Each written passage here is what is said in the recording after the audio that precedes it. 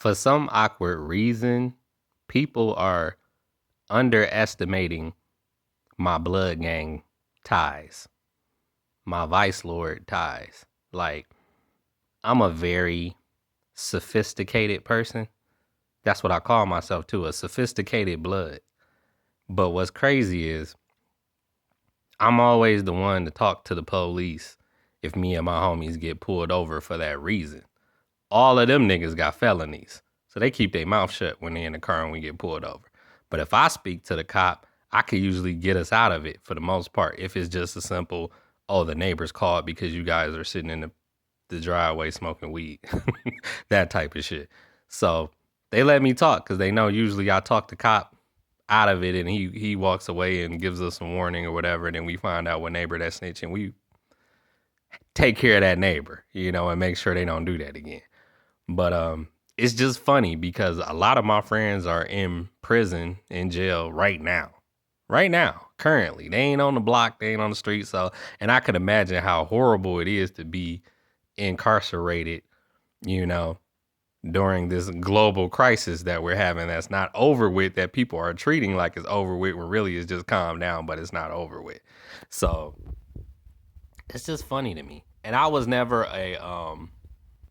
a block dweller, as I call it. Like, to me, I go holla at my homies, and of course I'm gonna bring some weed through, smoke some weed with them, chill, chop it up. But they just be wanting to stay on the block. They love the block. They live on the block. While for me, I'm like, I got a car, so I just visit the block, show y'all love because y'all my homies, and I dip out. And they even had an option to dip out with me, and I bring them back to the block, but they just don't want to leave. They love the block. So that's what it is. And a lot of people don't think it's street gangs here in Detroit, when yes the fuck it is.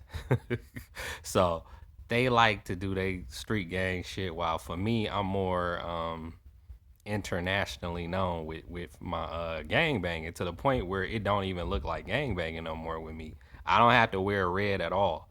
People know I'm blood. Like, literally, women who went to high school with me be like, "You're the guy that used to wear all the red, right?" And I'm like, "Yeah."